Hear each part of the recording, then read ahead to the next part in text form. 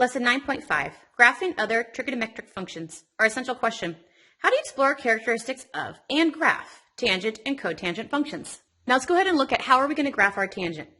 These right here are our asymptotes. And we know that our vertical asymptotes are going to be at the odd multiples of this equation right here. Between the asymptotes is our period.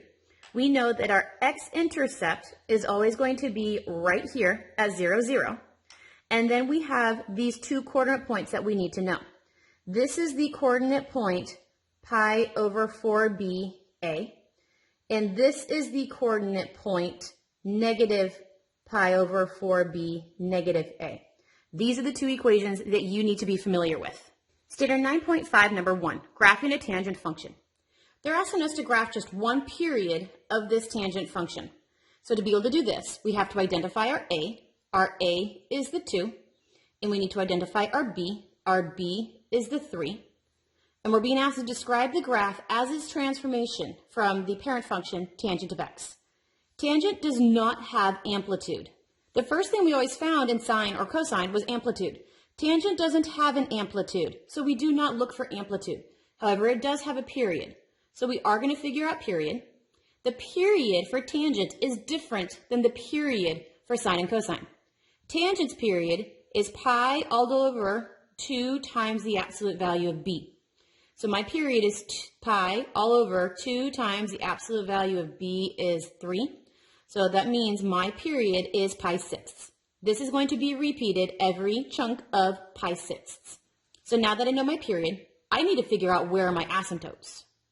So my first asymptote is at the value x equals pi all over 2 times the absolute value of b, which just happens to be my period. So my first asymptote is at pi sixths. My second asymptote happens to be at the negative pi all over 2 times the absolute value of b, which is the negative of my period. So my second asymptote is at negative pi sixths. So these are my two asymptotes, my two do not cross visual lines. Well, once I have my asymptotes, I now need to find what my halfway points are. And we are given two equations for those halfway points.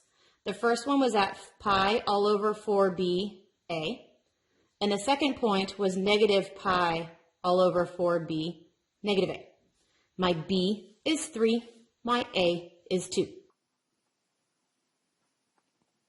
That's halfway point number 1. Halfway point number 2 is just the negative of these. So here's my halfway point number 2. So I need to graph these. I have no xy axis prepared for me. So I need to prepare my x and prepare my y, and I'm going to need to scale them. The asymptotes are at pi 6 and negative pi 6. So I'm going to go ahead and count. So this is pi 12ths, and this will be pi 6. Repeating on the other side, negative pi 12ths and negative pi 6. Why did I choose this? Because I told you to graph one period. I just need to be able to graph from pi 6 to negative pi 6, and I would be okay. So the asymptotes were the blue do not cross line. So here's asymptote 1, and here's asymptote 2, which means my tangent's going to be stuck between these two. I need to graph my y's. So scaling my y's need to go from 2 to negative 2.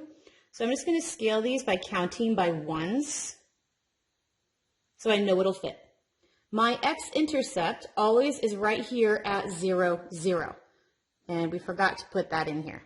So I know my intercept is always at the coordinate point 0, 0. So here is my x-intercept. Now, halfway this direction, I would have gotten negative pi 12ths, negative 2. So negative pi 12ths, negative 2. Halfway this direction, I would have gotten my other point, which was pi 12ths, positive 2. And now I just need to connect these. So I know my tangent is going to look like this, where it's increasing on both sides. This is my one period. Now I'm supposed to describe the transformation. A and B tell me what happens. So since A is 2, remember A is always the vertical, and this is bigger than 1, so it's a vertical stretch. So we have a vertical stretch by 2, and remember B always tells us our horizontal, and b is supposed to be the reciprocal. So this isn't 3. This is actually a factor of 1/3. So this is actually going to be a horizontal shrink since it's smaller than 1.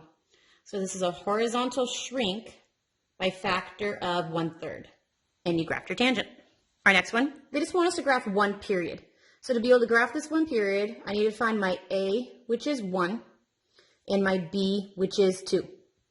Tangents do not have amplitude, so I'm not going to look for the amplitude, but it is going to have a period, and the period for tangent is different than the period for sine and cosine.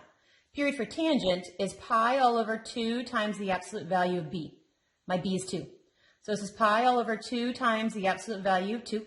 So my period is a pi fourths. Once we find our period, we know for a fact that our intercept is always going to be at the coordinate point 0, 0. But you need to know where are your asymptotes. Where will those lie? There's 2 equations for asymptotes. Your first one is pi all over 2 times the absolute value of B, which happens to be my period. So this is pi fourths. That's asymptote number 1. Asymptote number 2 is the negative of that. So negative pi all over 2 times the absolute value of B, which gives me negative pi fourths. So these are my asymptotes. These are the do not cross lines, and this is how often it will repeat.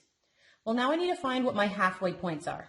There are 2 equations for your halfway points. Your first equation is pi all over 4ba, and your second coordinate point is negative pi all over 4b, negative a.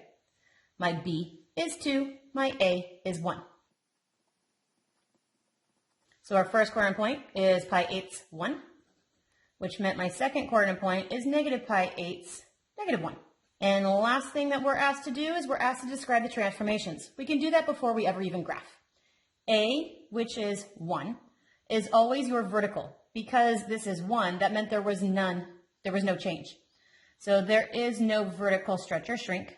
And remember, B always tells us a horizontal. B is 2, and we're supposed to take the reciprocal of this, so that's 1/2.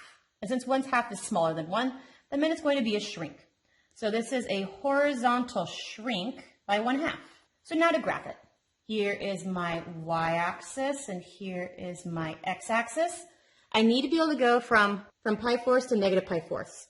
So here's where I'm going to put pi eighths and then pi fourths, which meant this is a negative pi eighths and this is a negative pi fourths. So my asymptotes go from negative pi fourths to pi fourths, because that's what the asymptotes told me. My intercept is always at the coordinate point 0, 0. So here is my x-intercept. And now halfway between the x-intercept and the asymptote is our halfway point. So I need to scale my y-axis, and I'm going to go ahead and scale it, skip counting. So here is my scales. So pi eighths, 1, negative pi eighths, negative 1.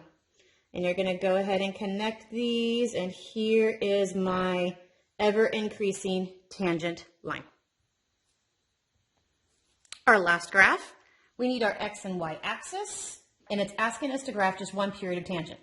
Tangent does not have amplitudes, so we're not going to do an amplitude.